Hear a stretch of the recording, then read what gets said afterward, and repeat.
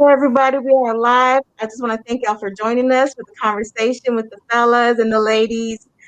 And let me go ahead and introduce my co-host, Ed Hennings. Many of y'all know him. He's a motivational speaker, entrepreneur, and has been behind the wall for a period of about 20 years and is now out. Ed, you want to go ahead and say something?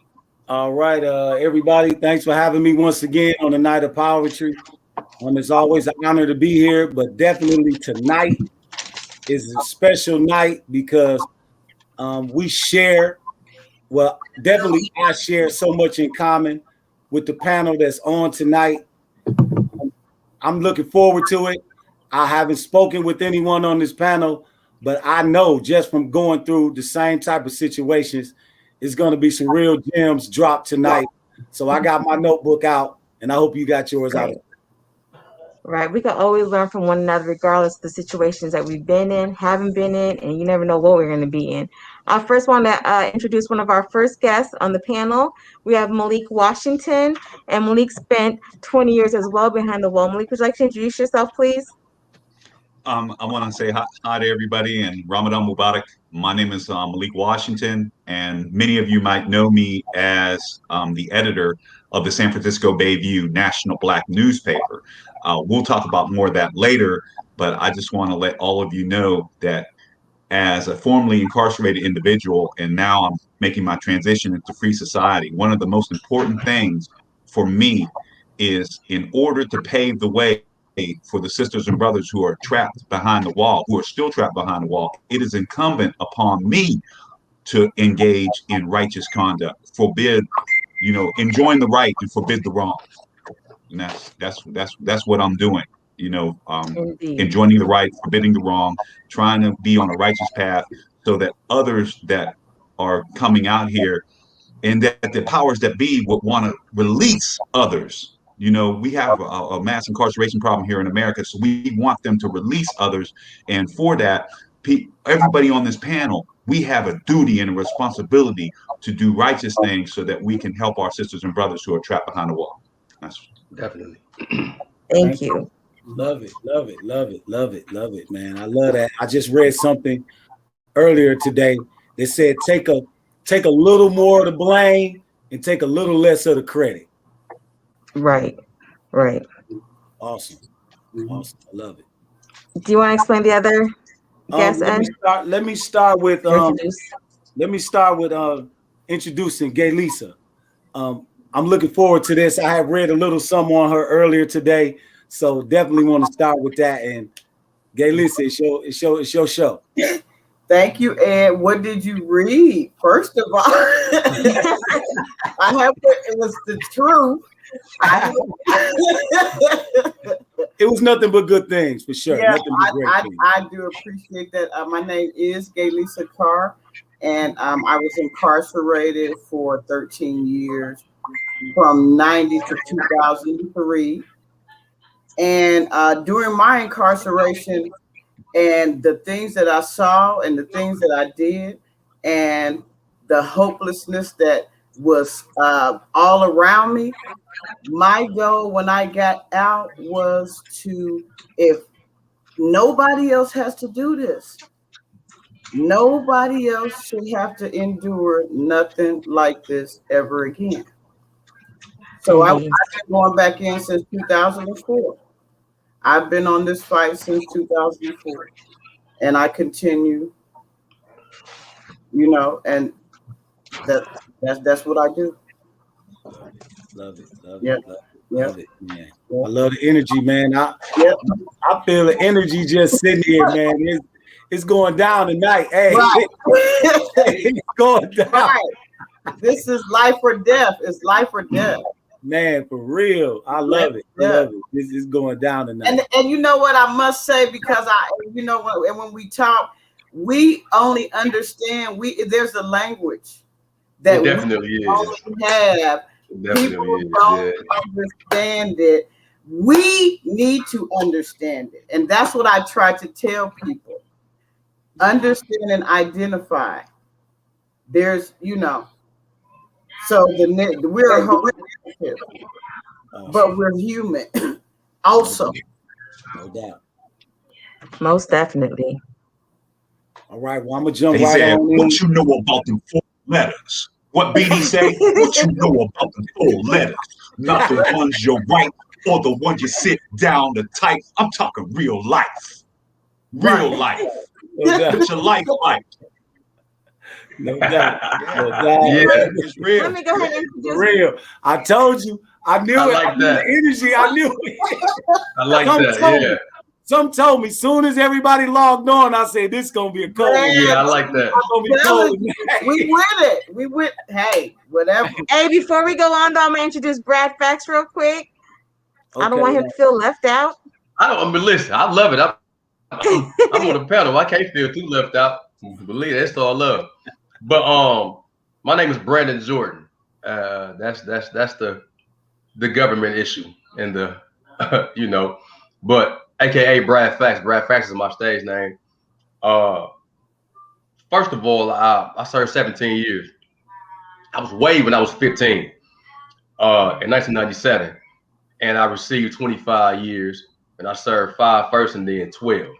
And I was released in 2016, and I've been home ever since. I'm an author, as I was telling Amir, of a book entitled Courage Under Fire, and the subtitle is Nothing Changes Unless You Change.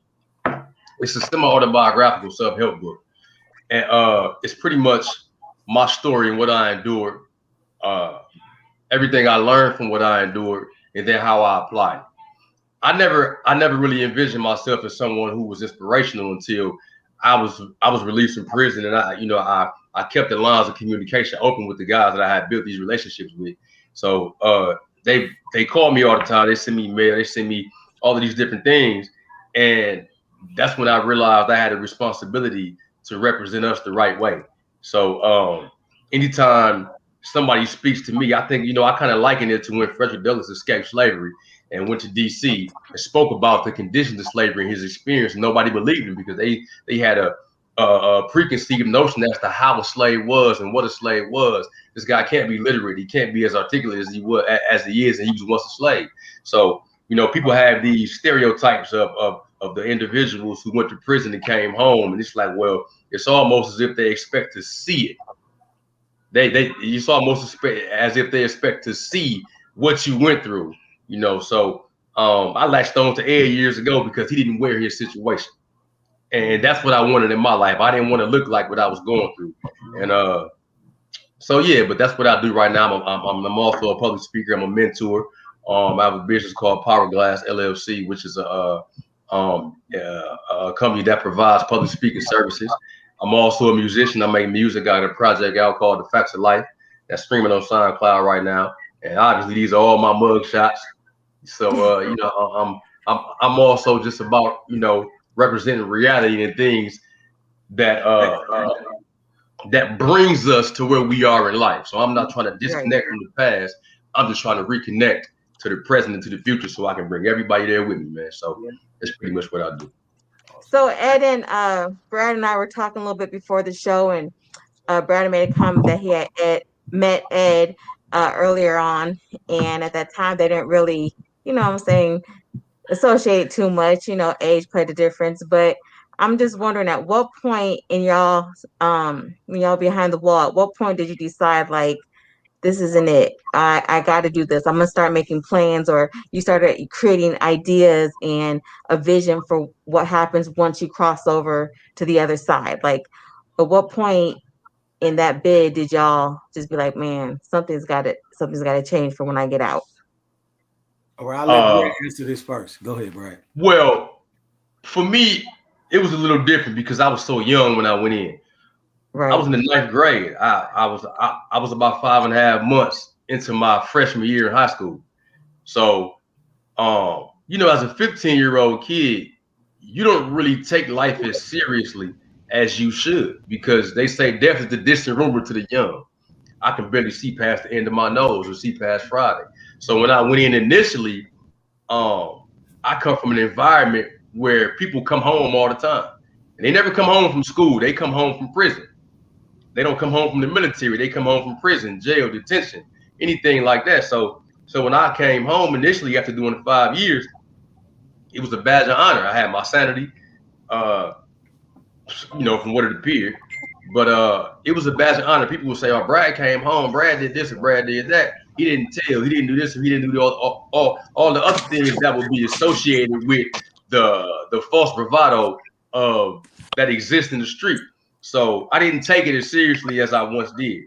Eventually, in the future, so I got revoked in 2004, and it was then, and I had a 20-year sentence because what they did was they bifurcated my sentence in 1997, and they gave me 5 years and 20 years as a state sentence and probation sentence. So I got revoked in 2004 at 22 on the 20-year sentence. So it was then where I said, you know what, something got to change. Like I'm 22, I've done 5 years already in my life in confinement, and I didn't want to continue that path. Now, knowing I had at least 12 or 13 years left to do, but the moment they put the handcuffs on me in 2004 was the moment that I knew something had to change. See, because I hated prison, and you could hook me up to a polygraph test and ask me if I hated prison, and I would say, yeah, and pass with flying colors. But yet I was sitting right back there again. So I'm like, well, something got to change. So every second of every day, the next 12, almost 13 years, I looked in the mirror and I realized that accountability is 100% ownership and 0% blame. So I just took ownership and accountability for my situation. It was no longer, oh, he told on me or he did this or she wronged me or she did that. It was like, hey, I put myself in that position and I afforded them the luxury to do whatever they did, to lie to me, to mislead me or do whatever. So it was all on me. I showed it every bit of the responsibility, and I came home better in spite of it and not because of it. Before we move on, I'm going to introduce Dennis real quick. He hopped on. Dennis, do you want to say something real quick? How long were you behind the wall and what state? I was behind the wall 24 years in Michigan. Do you want to let us know what you're doing now, or briefly? Right now, I'm somewhat of an activist. I travel around to try to connect with other activists and educators. I'm a business owner now. I'm married with kids. I'm a Pan-Africanist. But I would like to just say that I'm just proud and I commend you for the work that you're doing, because you're doing things that's unpopular in society, So I thank you for that, Amir. Oh. What's up, Dennis? How long you been out, Dennis? Oh, I've been out 7.5 years now. Okay. I was in there from 1989 to December 2013. Okay. Wow. All right, man. Well, man, continued success, brother. Continued success and welcome home, definitely, for real. Absolutely. Sure. Well, just to piggyback off of Brad and keep it going, keep this good energy, man. This energy is different. I've been on a lot of podcasts and a lot of panels speaking, but this energy tonight is kind of different. So I'm gonna make it short and sweet. Immediately, my change happened immediately. I was facing the rest of my life in prison. So I was sitting in the county jail waiting on the jury to come back with a verdict. And the jury, and I'm pacing in a holding cell, waiting for this jury to come back to decide whether I was going to spend the rest of my life in prison or was I going to get another shot at freedom. And at that moment, I knew. I said, man, if I get a second chance, I promise you I won't need a third. So in that moment, I knew. Even before then, I knew, but definitely in that moment, waiting on that jury to come back to decide whether I was going to get life or was I going to get another shot at freedom. And the jury came back and found me guilty of a lesser included offense. So with that promise that I made, which was if I got that second chance, and once I got it, it was just like, okay, I'm getting some time, but I'm getting another shot to come home. I served 20 years, but it didn't mean just because I was going to get a second chance, it didn't mean it didn't come with sacrifice and work.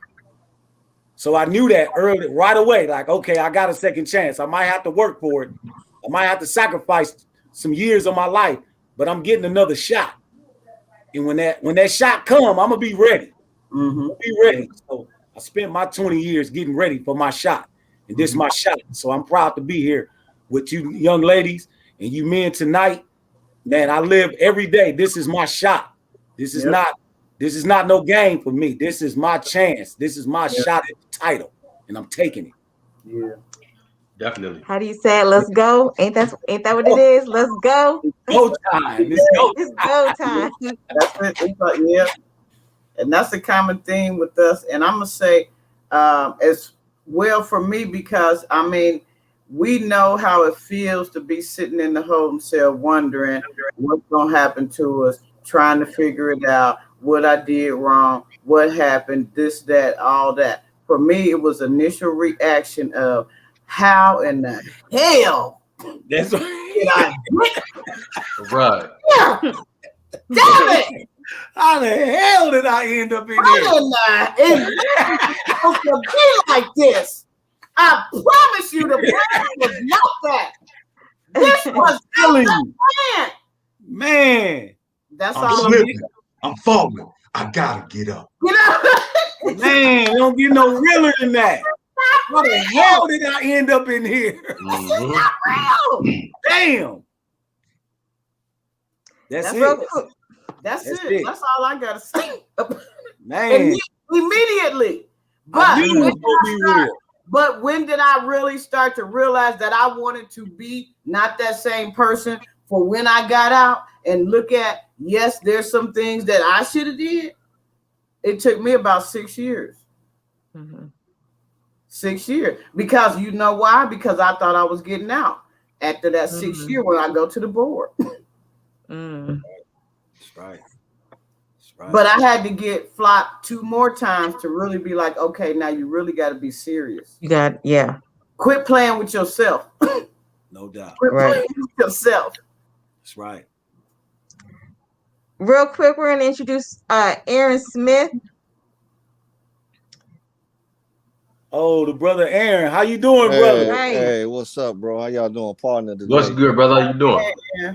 How y'all doing? I'm well, man. I'm well. I'm Aaron Smith, Yeah. founder of Escaping the Odds Media. As some of you know, I got a podcast. Ed, you've been on there already. I interviewed the formerly incarcerated who are now successful entrepreneurs doing their thing. Did a little bit over 9 years in federal prison. Came home about 2 years ago, February 2019. Just been going strong with that. Working on a what I call the Escaping the Odds Ventures, where I'm creating like a entrepreneurial fund where I'll be able to fund other men and women that come home from prison on their entrepreneurship endeavor. So that's what I'm working on, man. Just that steady grind, just staying on top and out the way. That's what's up, Thank you brother. for joining us. Yeah. Malik, you want to answer the question? Yeah, sure. I'll answer the question. All right. My story, I don't know what everybody's story is. So I'm just going to speak from my experience. You know, Of course. I came up in the crack epidemic, and I was in Pittsburgh, Pennsylvania, and that's where I was born. I went to college at Morgan State University, and I played football for a couple years. But what the point I'm making is I started out selling crack, and then I wasn't good at it. It was like I wasn't good at it. So it wasn't long before I actually succumbed. I started smoking. And I mean, I was out of there. I started robbing banks because I wanted to get high. Okay. So I was going into federal prison getting smacked on the wrist. You know, I was running up in them banks with a note. And so I was getting little smacks on the wrist. But remember, have y'all ever driven or you heard that don't mess with Texas? Have you ever heard that? Well, I used to drive tractor trailers for 11 years. I drove over the road. This is before I went to prison. I drove over the road. I actually own my own tractor trailer. I've always been a worker bee. Okay. So anyway, I went down to Texas and I was robbing banks. And they gave me 20 years, but that's not what they offered me off the muscle. Off the muscle, they offered me 25 to life. That's the first, that's what they came up with first, 25 to life. When I was getting little months, the Fed was giving me 56 months, 65 months. I was like, ooh, this is good. When I got to Texas and they said 25 to life, I came back to the tank. Can we curse? Oh, I won't curse because it's I won't curse. I won't curse because it's Ramadan. That was Malik's fault. I was messed up when I came back to the tank. I was like, they was like, and you know, I was an older dude.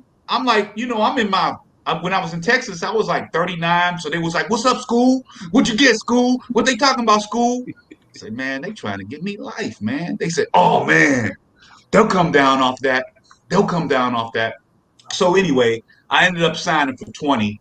And I was like thinking like Gay Lisa. I was like, they told me that they was doing me a favor. I fought them tooth and nail over the gun. They kept trying to say I had a gun. I didn't have no gun. I'm telling y'all, I didn't have no gun. But they kept saying, oh, you had a gun. That's aggravated. I said, I'm not, we gonna go to trial. And they said, the teller lied. She said I brandished a firearm. She said I lifted up and brandished a firearm. I didn't. She lied. I didn't have a gun. So anyway, to make a long story short on that, I signed for some non-ag time. So after 2 years, I came up and I was like, for the first time in Texas, I'm like, man, I'm gonna make parole.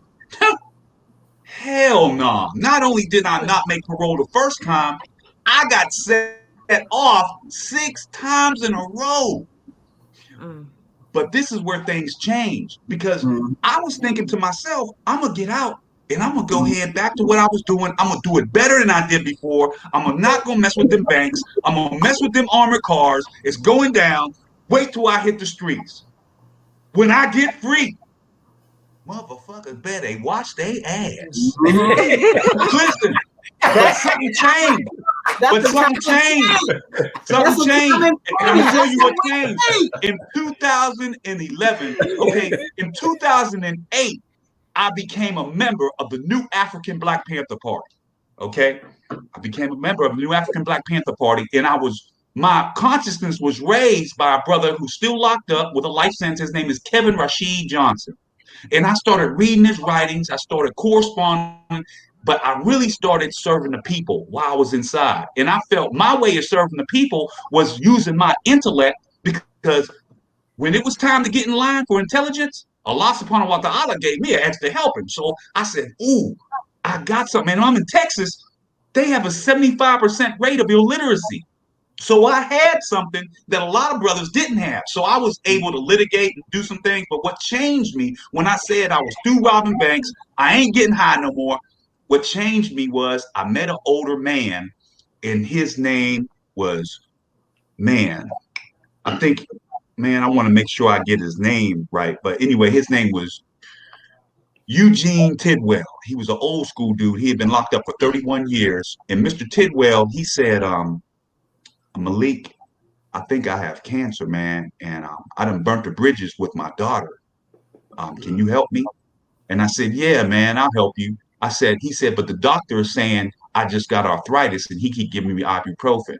I said, all right, I'm gonna help you. So anyway, I wrote his daughter, told her that, hey, your dad, I think, something's wrong with him. We need to get the medical examiner involved. I wrote the medical examiner's office in Texas. And the next thing I know, the GI, the gang intelligence came and got me and they put me in the hole. While I was in the hole, they didn't tell me why they put me in the hole, but it was because I had advocated for this old man. And what happened is when I got out, they had moved the old man and they shipped him. Well, a couple weeks later, I was in the shower. This is in 2011. I was in the shower and some old school dude came up. I was in Galveston, near Galveston, Texas, at a place called Darrington Unit. Darrington Unit used to be called Rockin' D. It was in Texas. It was going down, maximum security. It was going down, but it was Chocolate City. So I loved it down there. But the thing is somebody came up to me and said, hey, you brother Malik? I said, yeah. He said, man, I got a message from Mr. Tidwell. I said, what's up? He said, he got stage 5 stomach cancer and he's about to die. He wants to know, can you write his daughter and tell her what's going on? And because I was so caught up in my integrity, see, when you advocate for people and you start to become a servant of the people trust you with things. He gave me his address to his daughter, but because I was so caught up on integrity, I threw his daughter's address away because you don't want to be involved like writing somebody's people. That's one of the worst things that you can do is to disrespect somebody and be writing their people when you're in the penitentiary without their permission or taking liberties with their people. So I hurried up and got rid of the address. But it turned out he had got stage 5 stomach cancer. He didn't have arthritis. He was about to die, and he wanted me to go tell his daughter. So a couple weeks later, yeah, he died, and it fucked me up. but it made me get the resolve that I would enter a path of using the talents that Allah subhanahu wa ta'ala gave me so I could serve the people because I had a gift for helping people. And that's where that was my change. In 2011, I said, you know what? I ain't smoking crack no more because that ain't what I'm supposed to be. And I damn sure ain't running up in that bank because that ain't what I want to do. I want to change my life. I want to serve the people. And that was in 2011. And in 2012, I started writing for the San Francisco Bayview National Black newspaper. And Awesome. Yeah. I mean, if y'all know anything about the Bayview, y'all know who I am. It's going down. We out here. Well, how it go? I'm gonna end it with this. Started from the bottom, now we here. Started from the bottom, now the whole team here. Started from the bottom, now we here. I done kept it real from the jump. I done kept it real from the jump. Yep. No other way. Man. I done kept it real from the jump. You got to. What about you, Dennis? When did that change happen for you? I don't know if he can. It looks like he's driving. Dennis.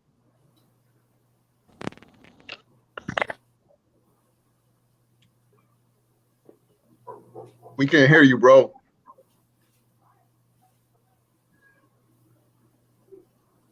All right, we're gonna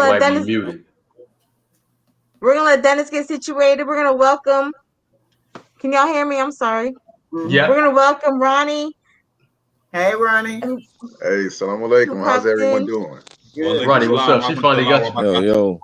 Hey, Ronnie, she got your name right, huh? She got your name spelled right. Oh, yeah, I'm hip, man. I'm like. Right. I know this ain't Brad talking who just got his violin a few minutes ago. I didn't even know what Brad did until right before the show. But Ronnie, what we're doing is just a short introduction, how long you spent behind the wall, where we're at, and what you're doing now. I didn't hear you. What you say? Here we go. So what we're doing is a short bio about how long you were behind the wall, the location, and what you're doing now, briefly. I was incarcerated for over 25 years. I went in when I was 19. I came out at 44 2 years ago, October 2018. So I tried to hit the ground running. I was working in the factories, restaurants, had 2 jobs while going to school. And I transitioned that into getting training for carpentry. Then I worked as a carpenter, a union carpenter. But currently, I work for Criminal Justice Ministries, and they are a criminal justice reform organization, but specifically in the areas of helping people transition back into the community. So when I got out of the joint, they had a program called Release to Rent. And I was a recipient of that program. They considered me one of their most star clients. But I started working in criminal justice reform myself. I am a member of EXPO, which stands for Ex-Incarcerated People Organizing, and we work against any structural form of discrimination against anybody who's had a criminal history. I'm also a board member for Missouri CURE, and CURE stands for Citizens United for the Rehabilitation of Errants, and they are also a criminal justice advocacy group. So, but I would utilize criminal justice, my ties with Criminal Justice Ministries in my other organizations, and we maintain good relationships. And they was like, listen, man, we got this position opened up and we think you'll be perfect for it.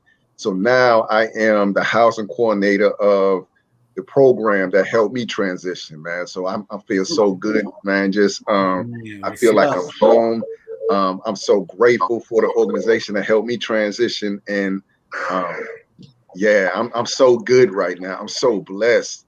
I'm so blessed with the people that I have in my corner, but I'm so blessed that my whole life reflects criminal justice reform now. So with the work that I do and the work that I do that I'm employed with. So, and I have to say, Ronnie is an amazing poet as well. Yes, he's on the squad, not a POWERTRY. We're trying to hide, but I'm gonna pull him out. I heard, Brad, did I hear you write too? Or was that Aaron? I do a lot of writing. I write poetry. I write books. I write music. I do anything that's got to do with words and expression from a genuine place. You can definitely best believe. Words kind of kept me sane. I read a quote years ago that said, "Books are a place to go when you can't leave where you are."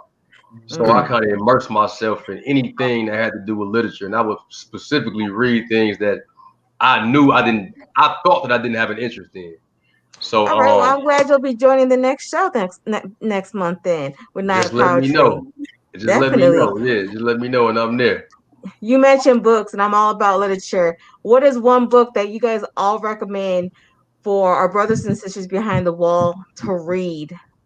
Um, any book, and for what reason? Oh, I would say Viktor Frankl's Man's Search for Meaning. Hey man, let me tell you something. Say Stephen Covey. That's what I. Yep. You read my mind with Viktor Frankl. Yeah. Yeah, Frank.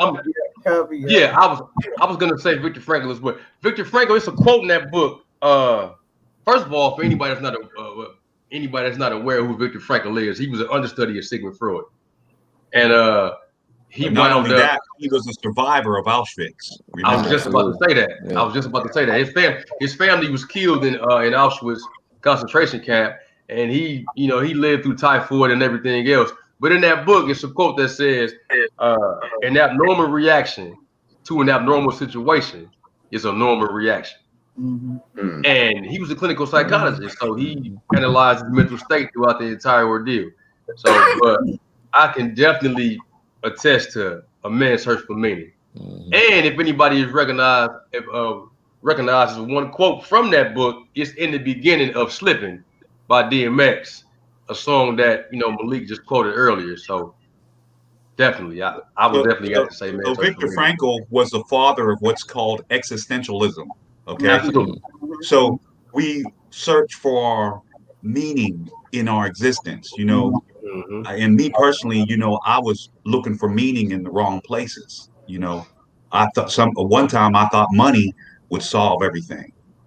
At one minute I thought maybe what lied between a woman's legs would solve everything, and then I had thought that maybe what I put on that pipe would be solving my problem. Okay, but then I found out that serving the people that was the nugget, that was the thing that would actually serve my purpose and help me be able to survive as a positive individual out here. And I want to tell you just a tiny little bit about what I'm doing out here, because I haven't really talked about it. Is not only do I work for the newspaper, but I'm a case manager for a supportive housing program called Hope House, and all of my clients are chronically homeless. So every day I'm reminded of where I could be or where I could go, but for the sake, I could be there. There go I. You know what I mean? I could be the one sleeping on the concrete, defecating on the concrete with the needle in my arm, or just smoking crack out in the wide open, because that's what they do now here in San Francisco. They got this thing called harm reduction, and they just smoke crack, shoot up dope right in the broad daylight. It ain't nothing. I see people walking down with a 20 all day long. And I used to, when I first saw it, the first thing I did was I said, regime. I seek refuge in Allah from the accursed shaitan, because I said, that's how they doing it now. So, but the thing is I work with people like this every day that have dual diagnosis, bipolar, schizophrenic, substance abuse issues. And my goal is to keep them housed and help them to progress from sleeping on the concrete to hopefully getting their own apartment or their house, and definitely not going back to the criminal justice system. You know what I mean? I definitely don't want them to do that. So that's the kind of work that I'm doing now. And that's what keeps me sober. Working for the newspaper and amplifying the voices of the sisters and brothers who are trapped behind the wall. Remember, this is the Bayview. This is our platform. The Bayview. A lot of people wrote for the Bayview who are actually should be on this panel right here. Okay, people who started writing for this newspaper, and that they're able to do something productive in their community. So, I mean, I'm just really thankful to be here with all of you today. I'm really We're thankful. thankful. So Likewise, when we're brother. talking about behind the wall, Oh, of course you're wanting, to work on yourself. But I'm a firm believer in I'm my brother and I'm my sister's keeper. What can you, when you're behind the wall, what can you and why should you know what I'm saying, look out for your next brother, your next sister who's right there next to you in the cell or right next to you on the zone? What can you do to inspire, to help, to motivate, to push the next individual? I mean, we all have gifts individually, I remember being incarcerated. I didn't really start helping other people, to be honest. I went to prison in 2009, came home in 19. I really didn't start really using my gifts to help other people to 2015 until I got inside of this program. And what kind of pushed me out of my comfort zone. I was on the reentry committee. Then I realized that a lot of people kind of look up to me, right? As it relates to whether business or just the way I carried myself. And so I was able to help men that were being released, like with their resumes, just things that nature. Because I had been in college, so I knew how to learn. You know what I mean? And a lot of the men that I was incarcerated with, a lot of them unfortunately didn't have that kind of schooling, so I was able to kind of use that and really kind of help them and kind of better themselves to be prepared for once they were released. But in turn, what was really happening was I was helping myself too at the same time. Mm-hmm. You know what I'm saying? And so once it was time for me to go home, I had to kind of remember all the things that I was teaching some of these other cats that were going home before me. So that's how I will answer that one. Anyone else? For me, fortunate for me, it started early because as soon as I got locked up, I was 19, and I realized what I had done in destroying my life. Right, I knew what I was facing, but I thought about how my actions affected my family. And I didn't want that to be my existence. So I was just trying to search for meaning in my life. So I was beginning to study, different religious beliefs, and found Islam. That's a whole long story. But in the process, that was while I was in jail. But when I was convicted and went to prison as a young Muslim, I was surprised at the community of Muslim brothers who spent their time and their effort to help mentor and cultivate the young brothers, coming in, and brothers who were never going home. And that's one of the first instances that I had with community. They were doing their part, and they groomed in me for me to do my part. And not only did they do for each other, but the work that the Muslims put in helped protect the rights of the whole institution. Everybody benefited for the work the Muslims put in. So they was grooming me for leadership, and I was learning from them. And there's a quote that is attributed to the Reverend Dr. Martin Luther King Jr. It's also attributed to Shirley Chisholm and a few others. But the quote is, "Service is the price you pay for the space you occupy."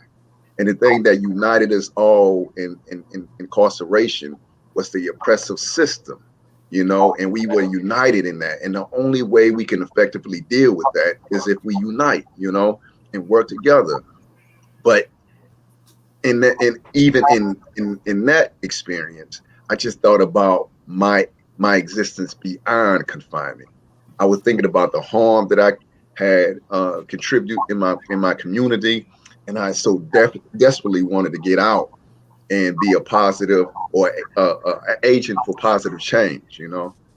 So I was just working, man, to just cultivate the type of skill set that was needed to be an asset to my community. So it started for me early, and the whole 25 years while I was locked up was committed to the community in there, and trying to prepare for my entry to the community out here. So fortunate, man. I'm so grateful, man, that I was caught early. I was so grateful that I was able to spend my time, evolving and growing. So I'm very fortunate. But just back to the question you asked about the book. Well, I have two books for anybody who's incarcerated and anybody who wants to understand the criminal justice system. A book called The New Jim Crow by Michelle Alexander. That's a phenomenal piece of work, and it's a masterpiece, and everyone needs to read that. Every mother, every father who has a son you need to read this book. And the other book is The Miseducation of the Negro by Carter G. Woodson. The book was written like 80 years ago, but you see so many parallels to today. It's like he wrote the book yesterday. And especially if you have an inclination for leadership, a leadership role in your community, you desperately need to read that book, Miseducation by Carter G. Woodson. Miseducation of the Negro by Carter G. Woodson. Yeah. Well, I'm going to speak just quickly on the women's perspective, because, of course, in the women's institution, it's not gang prevalent.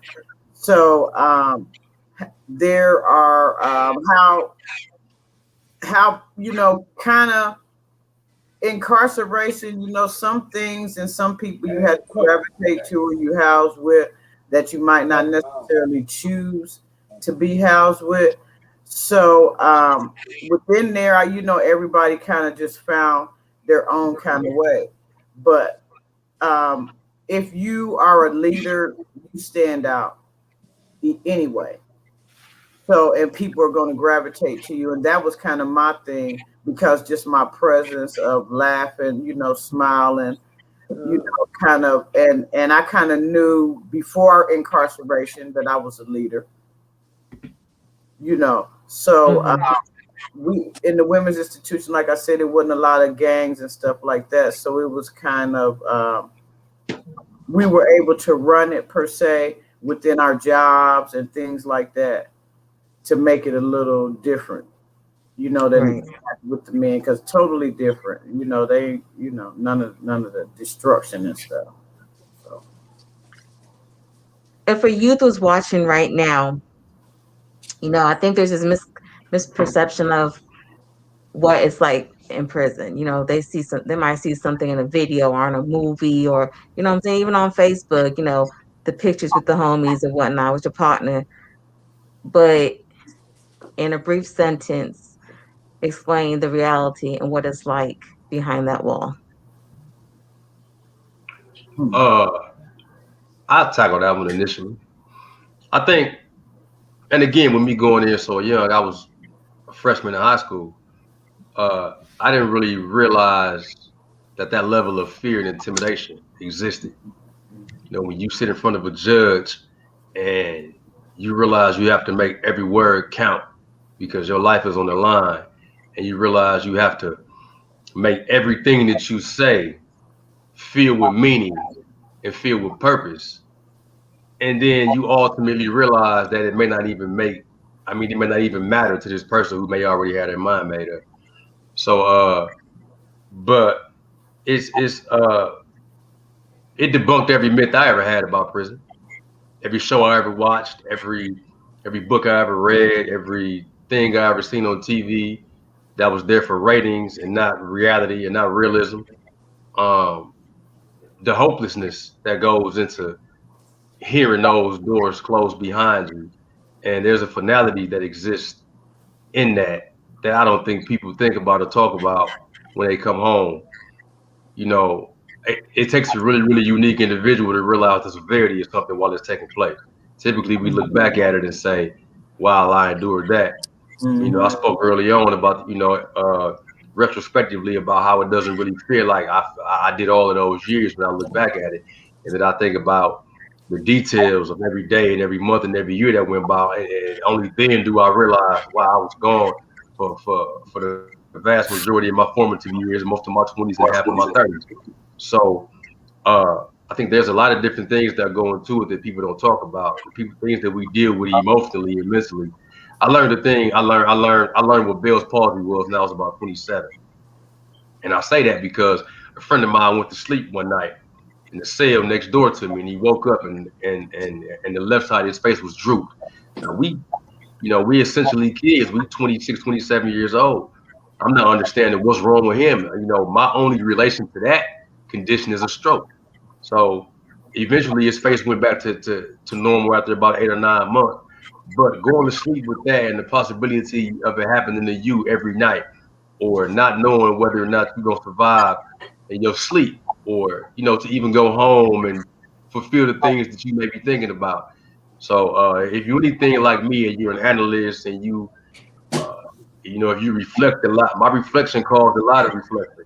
So I think it's a lot of stuff that people don't really talk about when you deal with people existing in prison and just living life, because it's a subculture of people, especially that exist Right.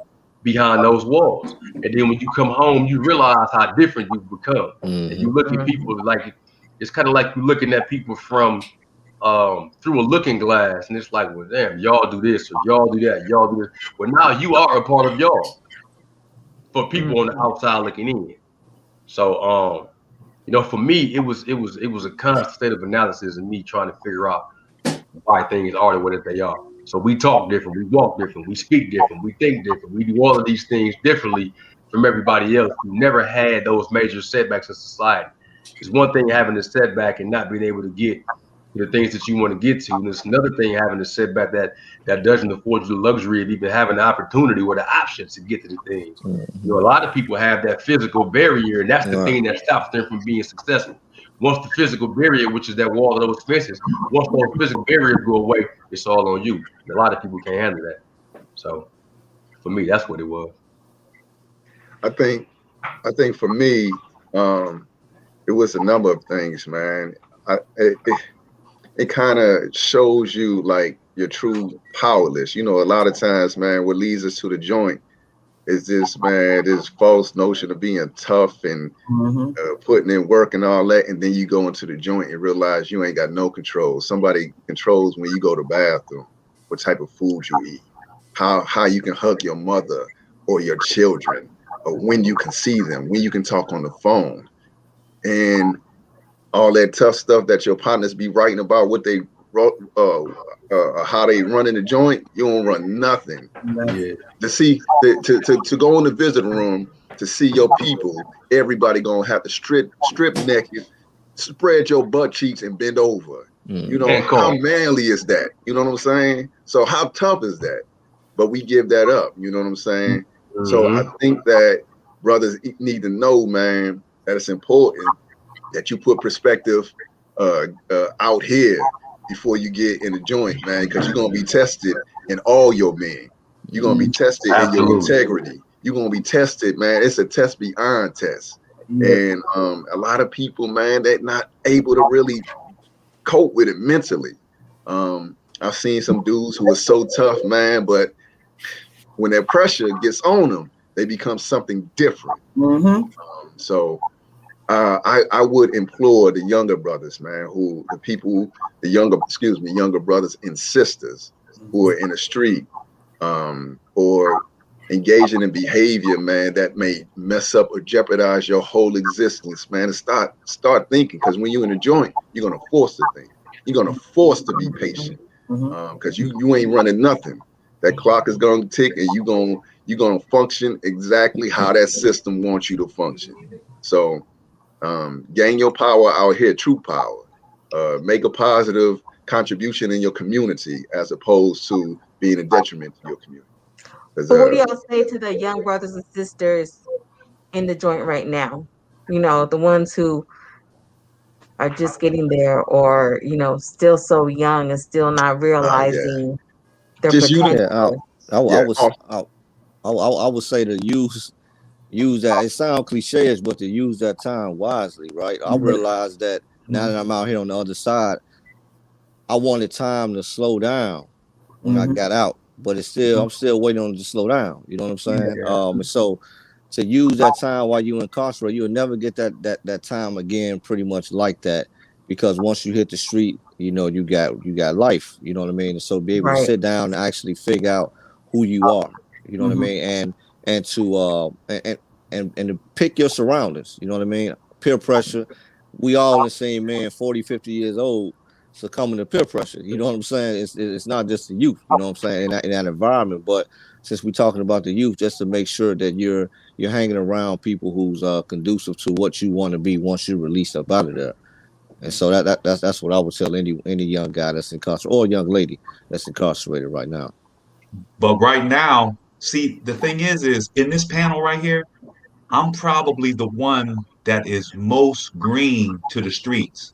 Cause I mean, it was just September. Remember, I just got out in September 2020. So I was just at USP Pollock, not FCI Pollock. I was at USP Pollock. So I was watching dudes get stabbed over the computer and the phone regularly. I was watching these youngsters and old school fools smoking this K2 like it's going out of style. See, something done changed in the penitentiary. See, one thing, if I had to talk to the youngsters right now, the first thing I'm going to say is please be mindful before you even try that K2. See, I haven't tried it. I was scared to death when I was in Texas and I seen dude hit a Tucci joint and he started licking the ground. I was like, ooh, that's what that do? I don't want none of that. I said, I don't want none of that. That stuff scared stuff, but that's what's happening right now.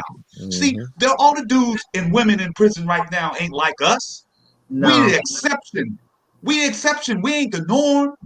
The norm is docile, compliant, happy slaves.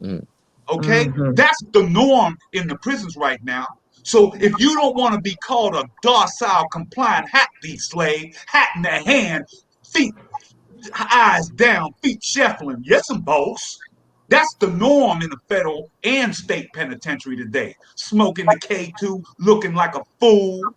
That's the norm. So my thing is to the youngsters, man, please, man, don't smoke that K2. And if you on it, reach out to whatever your higher power is, what you believe in, and say, like I say, Ya Allah, please take this taste of crack cocaine away from me. Ya Allah, I cried out to Allah. Don't let me die in this state of jahiliyyah.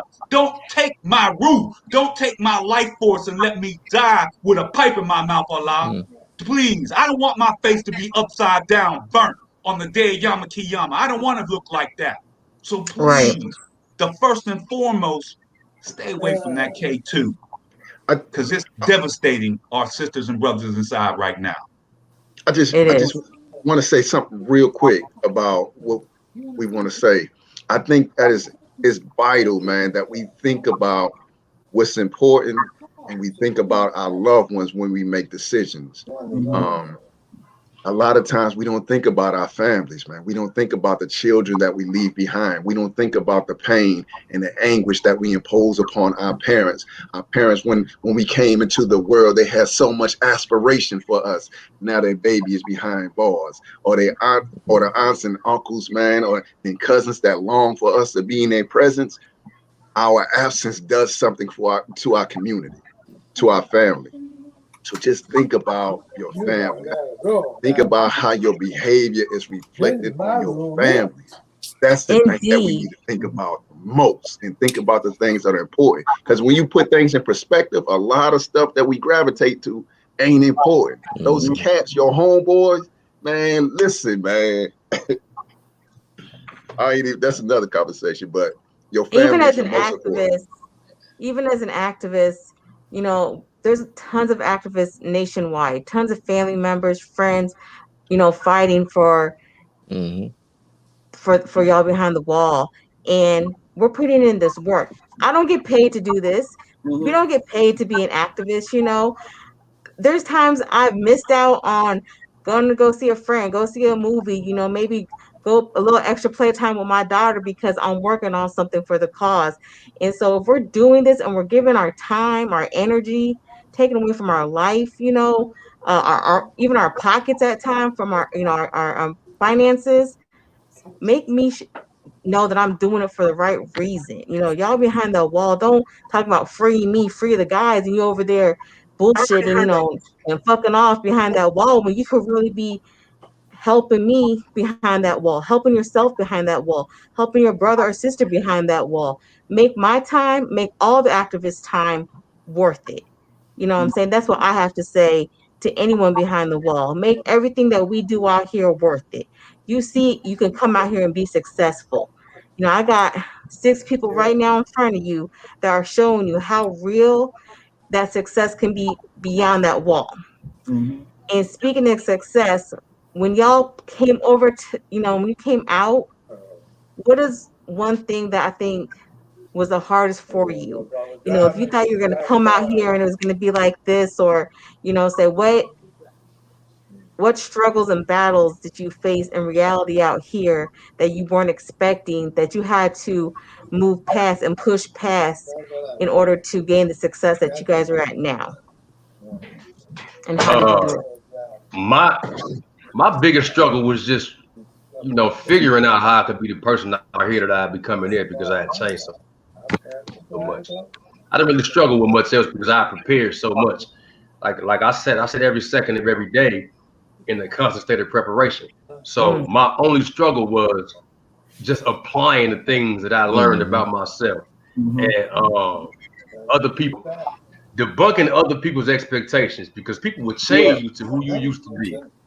So I wouldn't allow them to change me to who I used to be. And you know, I was locked up so long that a lot of them guys came up there and they seen the Brad that I evolved into. So a lot of them, I didn't really have a lot of expectations to live up to when I came home. But it was just me trying to figure out how I could be the person out here that I've become in there.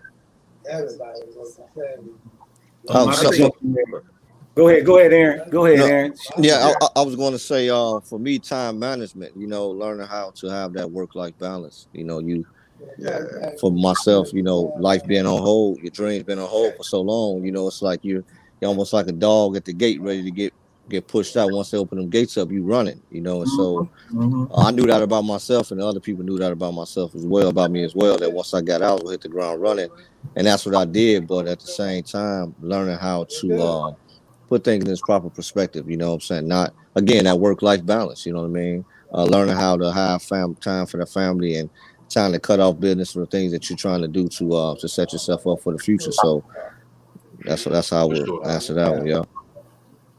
Yeah, just to reiterate, very similar to a lot of guys, but very much likened to what Malik said about being the exception. I think I spent so much time preparing. 20 years of self-development, personal self-development, and understanding a lot of things about myself even before I went in. Like I went in at 24. I came out at 44. I had a lot of life experiences from the age of 0 to 24. I tried a lot of things, didn't finish anything.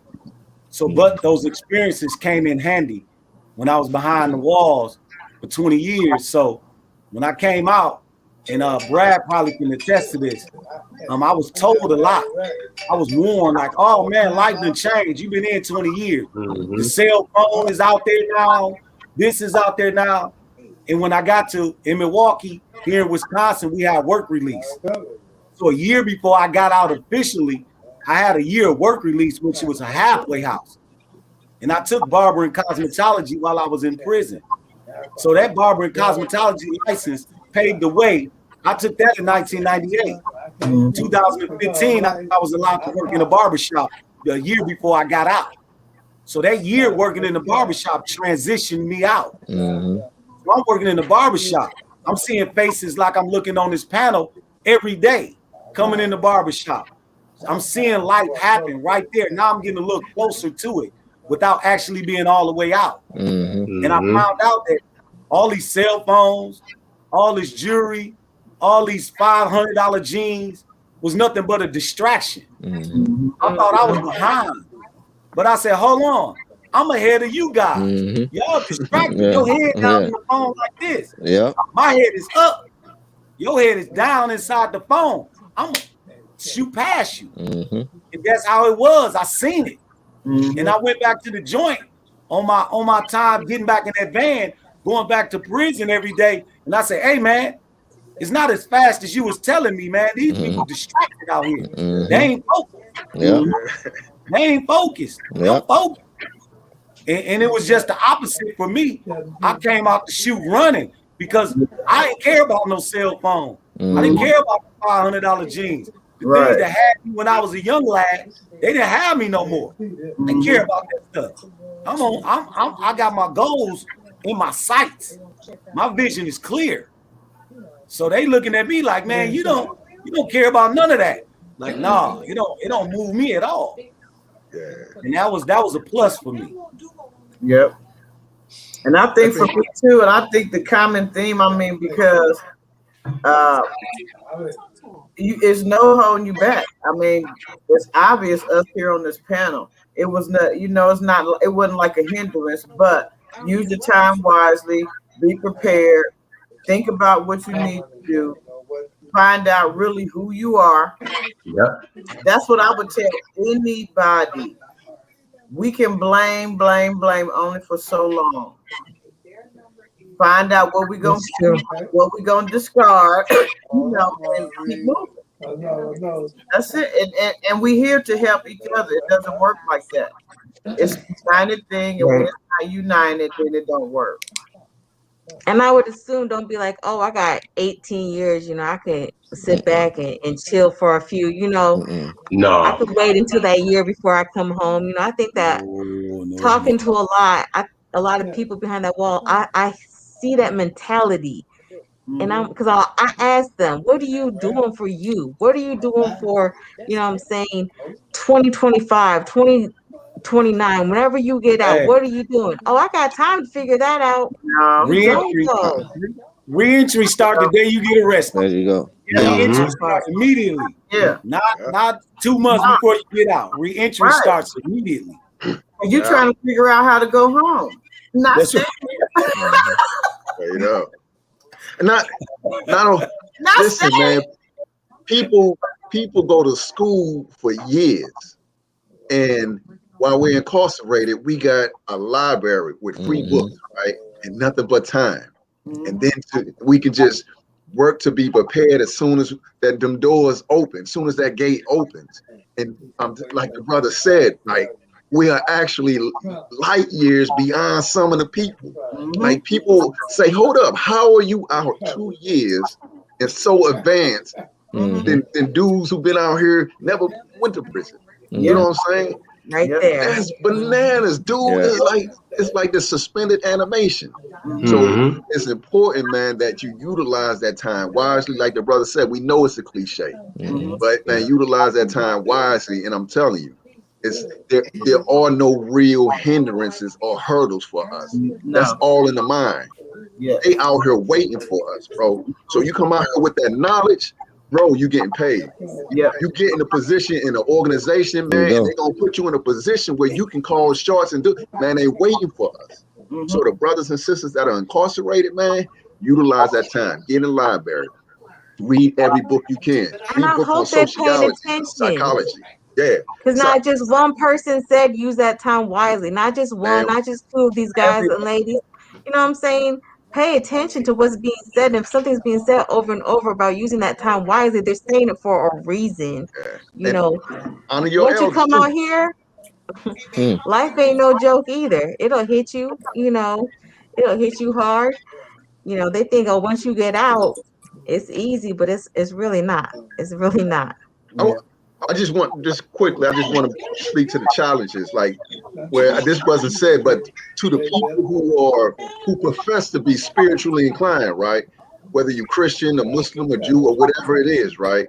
If you have some spiritual principle, it's important, man, that you take inventory of yourself before you come out, right? Because you're gonna be tried, right? So I came out here, man. I want a wife. I don't want no booty call. I ain't gonna be sleeping around. I want a wife, right?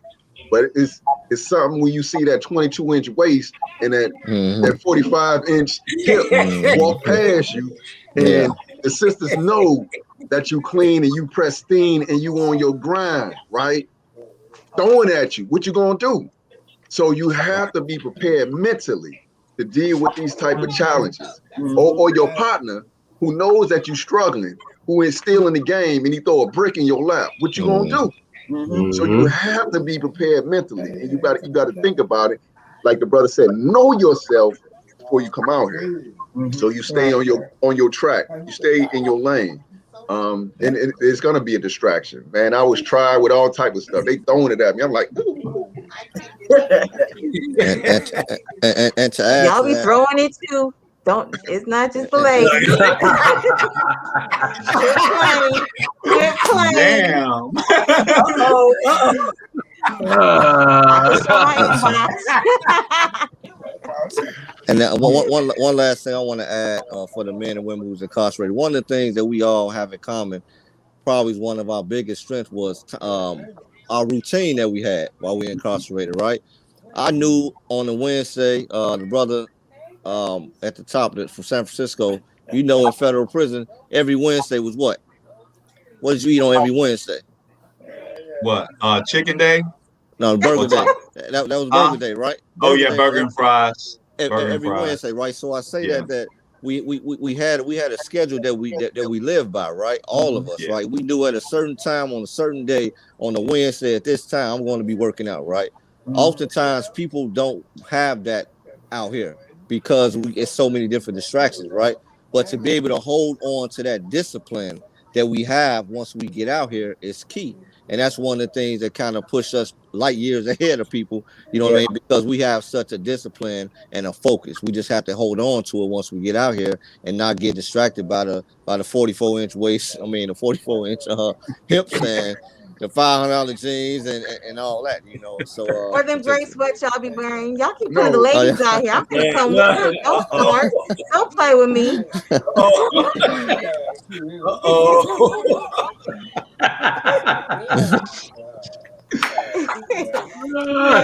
Say, I mean, for me, just going to sleep on time puts me ahead of the game for a lot of people. People don't rest out here. Yeah. I be taking my butt to bed after Isha. It's over with. I'm gonna break my fast.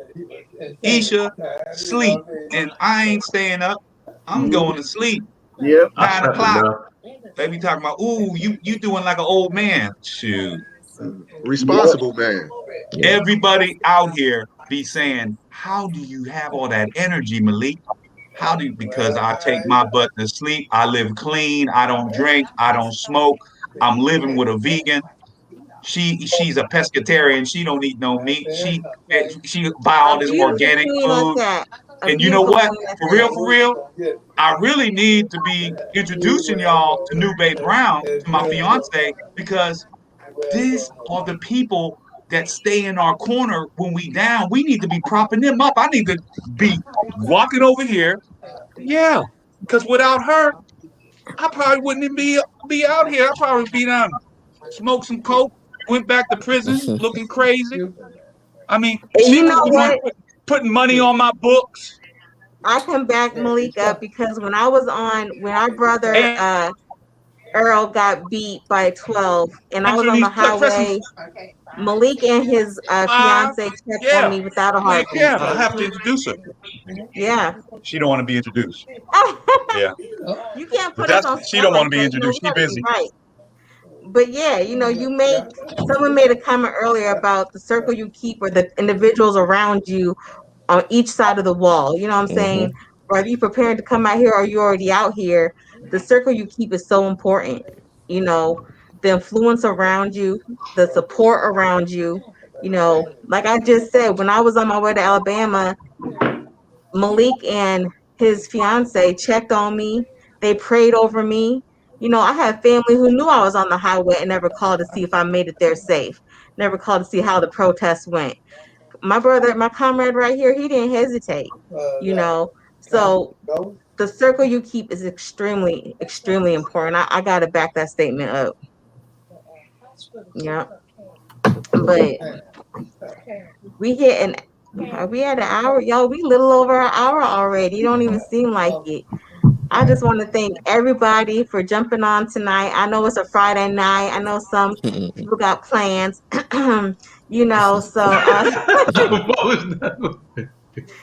it's all right. I'm gonna come up that way one day. You more than welcome. We welcome you with open arms. Believe that. But let me ask this: so when y'all come out here, whether it's to a family, a friend, a wife, a girlfriend, or just a lot of people don't come out here to nobody. Let's be real. what is one thing that you need from the person out here to understand about you coming out? That I might need to be left alone. Yep, space, Mm, space, mm, space. That's mm. it.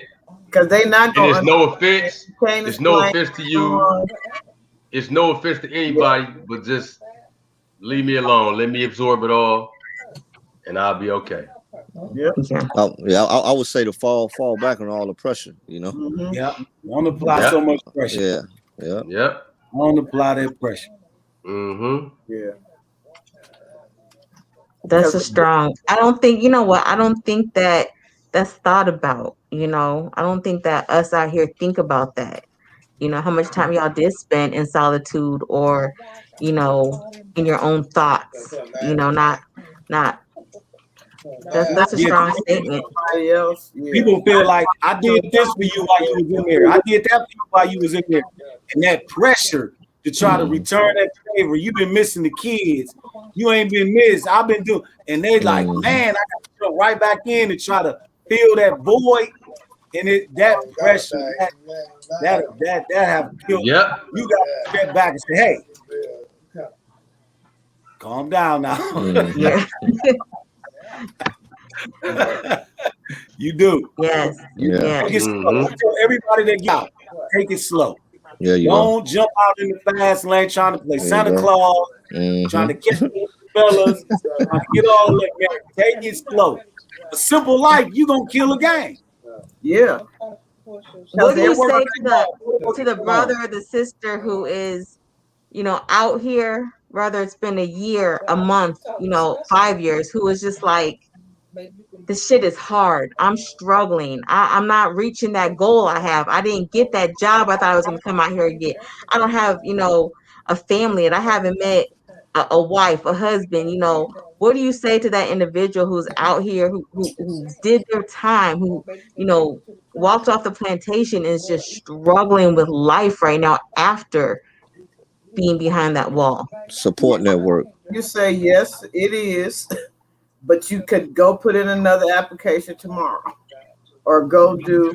That's it. That's all you can. I mean, yes, it is. It's one of the hardest things for me, but it's the daily. It's what you had to do daily anyway. Yeah. I think people expect too much normalcy too soon. Yeah. Yeah. Just like we had to adjust to sleeping in a room with another man every night, showering with other men on a regular basis. We had to adjust to those things, and it took a little time because we resisted initially, not wanting to accept.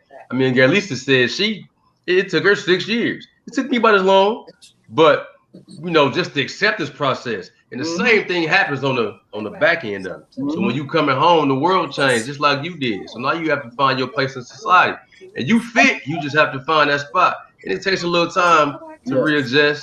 And it's just patience, because everything is not gonna happen when you want it to or how you want it to, but it's gonna happen for you. Yeah. I think the thing that I've been having a problem with is just adjusting to the femininity of being around a woman and the emotional aspect of interacting with a real woman. And not on no promiscuous wham bam, thank you, ma'am, carnal relationship, but a true emotional, spiritual connection with another human being who expects more than just some dick. I mean, that's just, I'm just being straight up. She wants more than just the physical. She wants that spiritual connection. She's fasting with me during Ramadan, and she's not a Muslim, but she wants to honor the fact that, I'm a believer. I still pray. I pray because I believe, I fear Allah, but I believe, and that was part of what kept me and what brought me out of where I used to be. I used to be Red. They didn't call me Malik, Abdul Malik. They called me Red, Dirty Red. That dude he'll run away with your last $20. Don't give Malik your money, because he ain't coming back. But that's not who I am anymore. So Right. and I've changed, but it's still hard trying to deal with deal with a woman, because I'm used to dealing with men on, on some super macho patriarchy. you know we we hard, what I mean, we don't cry, what I'm saying, we don't care about nobody else's feelings. If you show some emotion, you soft. Right. All these are, that's fake. That's not real, because real men, they feel and they care about human beings. When they see someone shot, or someone when I see people on the street that are homeless, the hardest thing in the world for me has been to keep my wallet in my pocket. You can't give everybody some money. There's so many people out there hurting, but as a believer and as a human being who can feel now, I hurt for them, because I know Right. how it is. I've been homeless. Okay, I've been homeless. I didn't went to soup kitchens and all that. So, but the thing I want to get to is, the hardest thing is just learning how to deal with a woman, and just trying to adjust to this whole relationship thing. You know what I'm saying? It's been easy coming home on payday. I come home on payday and I pay rent. You know what I'm saying? Yeah. If y'all knew how much I paid for rent, I'm gonna tell y'all, I pay $2,650 a month for rent. I pay it. I've been paying it since November. $2,650 for a 1 bedroom plus? Oh, we please. You But need to but move, bro. right. But Get up out of there, man. that's San Francisco. But what I'm You got saying is, cash out? I can no, but look, I can pay it. You know what I'm saying? There was a Right. time, $2,650 a month. Man, the dope man will be doing jumping jacks on payday. Here come Malik, doing but I don't do that no more. So yeah, it's responsibility, but that's just one part of it. You know what I'm saying? It's I have to give her space too. You know what I mean? So I have to, Yeah. like, and it's like she was into her zone right there. She was, into her getting the newspaper ready, the newspaper about to get out, and she's doing a lot of copy editing and all that. And she's fasting. And then I have to remember she's fasting. And for those who fast, they know what fasting does to your nafs. Remember, the Prophet Muhammad said that the greatest jihad is jihad al nafs, of your desires. So when you stop eating and stop drinking for a month, them feelings get to jumping. So yeah, I think we definitely could talk on and on. I'm not going to keep everybody. We might have to do a comeback and just do a Yeah. checkup on everybody, Yep. see what everyone's doing. Definitely. You know what I'm saying? I got some brothers that are gonna come back to the mic. Ronnie, some new brothers that are gonna come on the mic. Brad, I think I read Aaron wrote too. I might be wrong though. Yeah, I'm shocked. we need to keep this panel going though. Yes, if y'all want to come back, talk about it, let's do it. I'm all for that. I know Definitely. Dennis, you just joined us. Joined us What up, back Dennis? again. Is there anything you would Hey, like to Dennis, you add? all right? Hey, I'm gonna have to cut out, y'all. I just appreciate. All right Yeah. now. Thank you, All Ronnie. right now. Y'all take it easy. Peace to y'all. All right, take care, brother. Get I in look touch forward to with doing me, it Ronnie. again. Huh? I was saying, I get in touch with him. But I just want to thank y'all, and I'm gonna let everybody know that we will be posting everybody's links, websites. I know Aaron that just left. He has a website. Is it Switch Hustles? Switch Hustle? Who? Aaron? Yeah, Oh yeah. Escape. Escaping the Odds, and he does have a clothing line, so we'll post that information because we support each other around here. Yeah, Not everybody will support you, but we support each other. Yeah, that's what I want. So if you have an organization, if you have an event coming up, we'll be posting it. Ed, Brad, hold your books up. Definitely. Nothing, just trying to introduce you. You're all right. You can still come in here for a second. So we're gonna post you can find them on Amazon. We'll post the links. Y'all, I gotta give a shout out though to Dennis. He has been traveling. Where'd you just go, Dennis? Was it North Carolina? Yeah, Elizabeth City, North Carolina, to help those supporters there and protesters in the killing of Andrew Brown.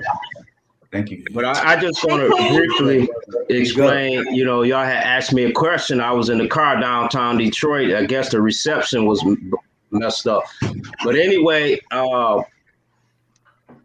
19, I caught a case. I was a drug dealer. I got into a drug war with another drug dealer.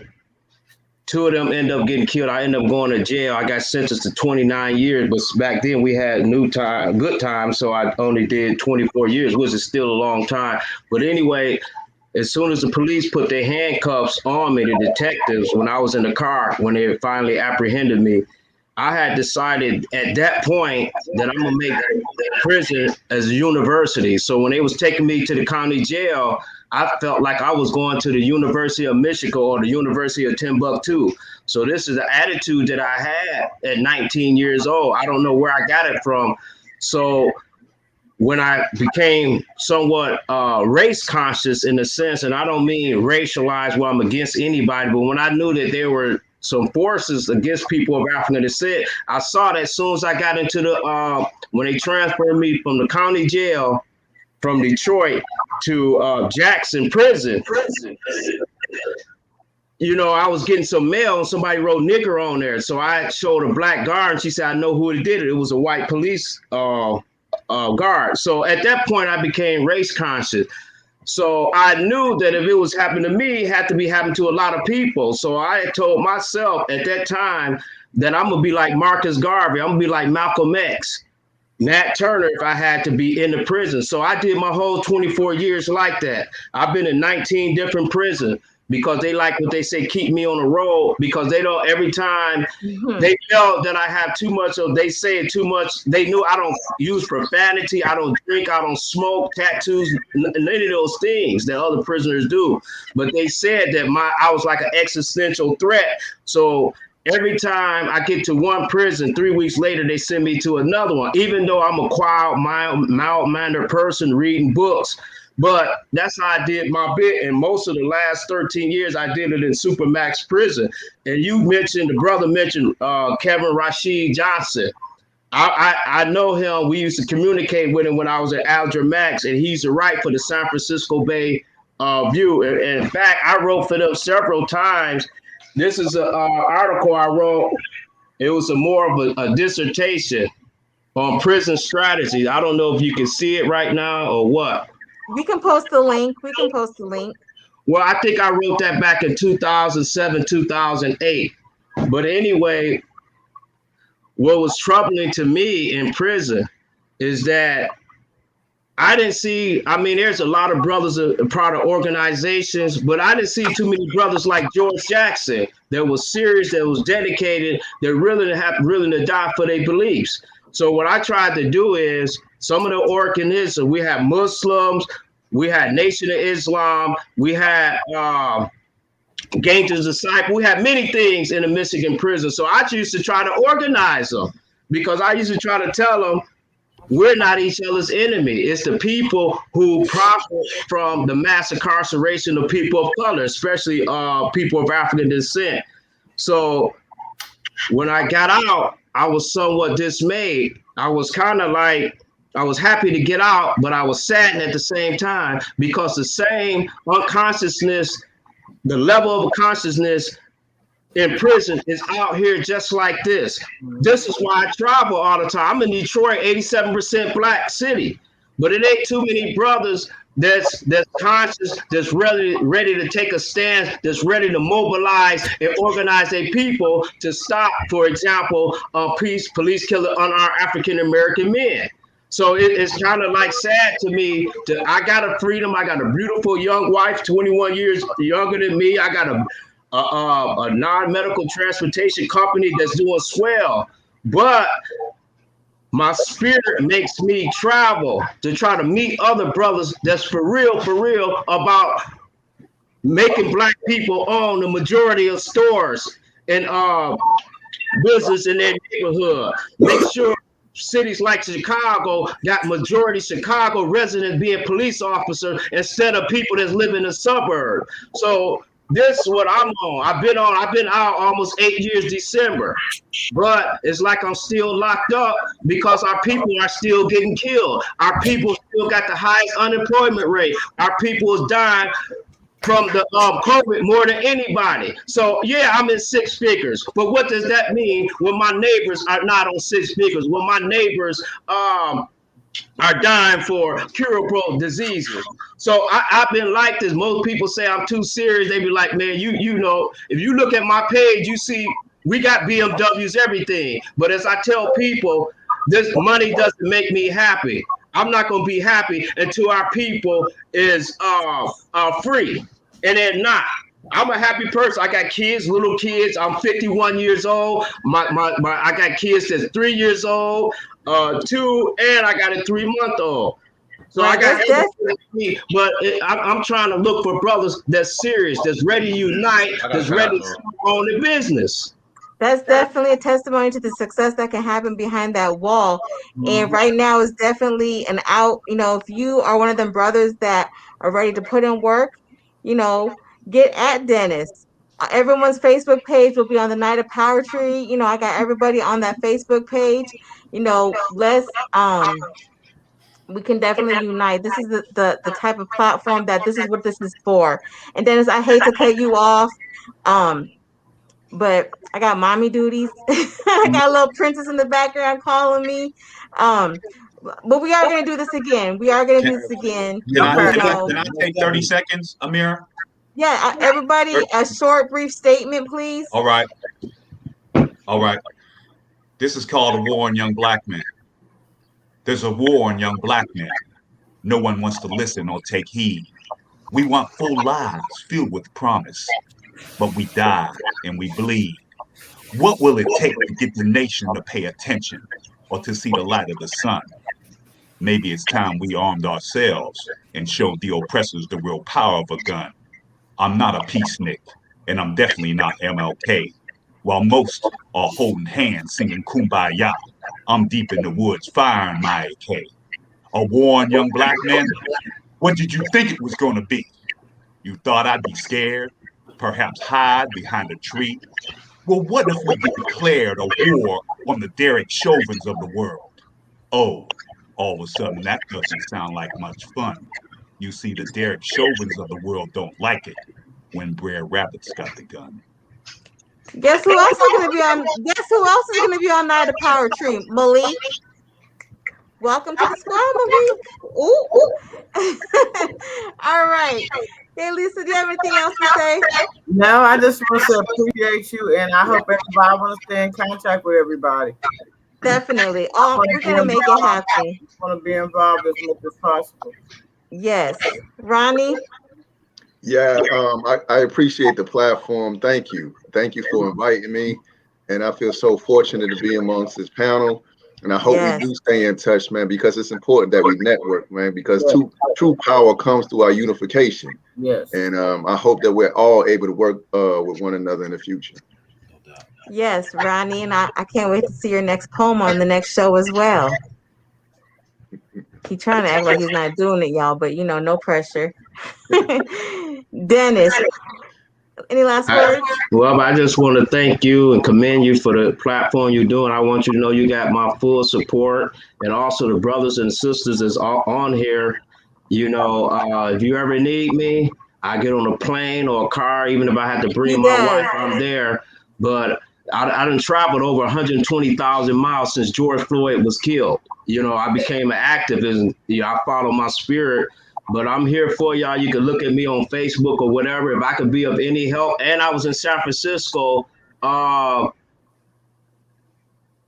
was in San Francisco in June, the Bay Area, you know, Oakland, Alameda, Richmond. I actually went to the original place in Oakland where the Black Panthers on MacArthur Boulevard. I had went there, you know, but I'm here. Bring Lucino Hamilton. Bring Lucino Hamilton. The next time you come out here, that's my friend. Bring Lucino out here. That's my comrade. Put it. Yeah, he live on the east side. We're gonna get y'all connected. Bring for Lucino sure. out here. Ed, any last words? Man, real short, sweet, man. It was an honor to sit on this panel tonight with a lot of energy, a lot of great knowledge. I enjoyed it, and I can't wait for us to do it again. Yep. Yes, we're definitely going to do it again. And I just want to say, I promote literature. I believe that reading is so important. You know what I'm saying? I love my brothers that they write, you know. So the first brother or sister behind the wall that inboxes me on my personal Facebook page, the first person that inboxes me, I will buy you and make sure you get one of the books that was mentioned today. So the first brother that does that, I got you. I got you on one of the books that was mentioned today on the show. Yes, Hey, I got that book right on my table. Yeah. I'll go through and it the often. second person who inboxes you, I got their book. Thank you, brother. Awesome. Thank you. Thank you. All right, y'all. Like I said, we're going to do this again. Thank you for joining us tonight. Thank you to my panel, to my brothers, to my sister. I appreciate you. I got your back. Oh, wait. What's that? What's that? That's Franz Fannin. Okay. Mention of the earth. Okay. Now, don't be sending me no inboxes other than what I talked about, because we already know how that goes down. So let me go ahead and put that out there real quick. I don't need no special pictures, nothing else. Just what I talked about. Me and Ronnie got you. We appreciate y'all. Thank you for joining us. And you know what? We're gonna come back with part 2, 3, 4. We're gonna keep this going. Yes, and who knows who might pop up on the next one. I got that too. You know I do. Allah, I'm sorry I cuss. I blame Ed and Malik. Good night, everybody. All right, y'all. All right. Good night. All right. Assalamualaikum. Peace and blessings. Peace. Assalamu alaikum, Aki. Wa alaikum assalam wa rahmatullahi wa Alhamdulillah. barakatuh. Aki. Alhamdulillah. All right. I'm finna hang up, y'all. Hold on. Let's see.